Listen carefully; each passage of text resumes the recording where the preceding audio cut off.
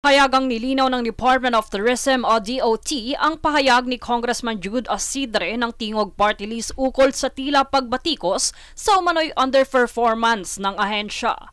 Giit ng kalihim ng DOT na si Cristina Garcia Frasco, perhaps the wording that our good congressman should have used was not underperformed but underfunded.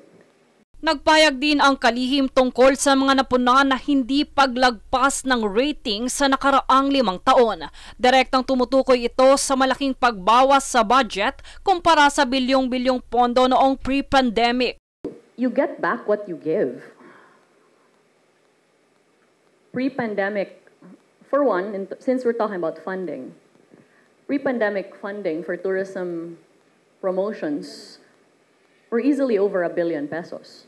Aniya, isa rin sa mga humadlang sa kanilang operasyon ay ang mahigpit na visa policies at mga hamong hindi naranasan noon. Naniniwala ang DOT na kung ililimita sa tunay na pangangailangan ang panukalang budget para sa 2026, mataas ang tsansang ito'y maaprubahan. Dito pinunto rin ng ahensya na dapat magbase sa tiyak na datos sa pagtingin sa kompetisyon sa turismo, lalo't malalang sama ng panahon ang isa sa mga humadlang sa pagpili ng mga dayuhang turista sa Pilipinas. Dahil dito pinalalakas nila ang kolaborasyon sa iba't ibang sektor at ahensya upang mapabuti ang infrastruktura at mga tourist destinations sa bansa. Bahagi rin ng tugon ng DOT ang muling pagsusuri sa National Tourism Development Plan para ito'y maging akma sa kasalukuyang sitwasyon. Mariin din nilang tinutulan ang di umano'y hindi makatarungang pagtag sa Pilipinas bilang least safe country to travel na ayon sa kanila ay nakaapekto sa milyong-milyong Pilipinong umaasa sa sektor ng turismo. Pagpapaalala ng kalihim na ang pondo para sa kanila ay dumedepende sa Kongreso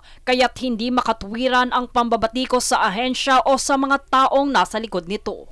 From 1.2 billion to only 200 million in 2024 and slashed it by half yet again to only 100 million in 2025.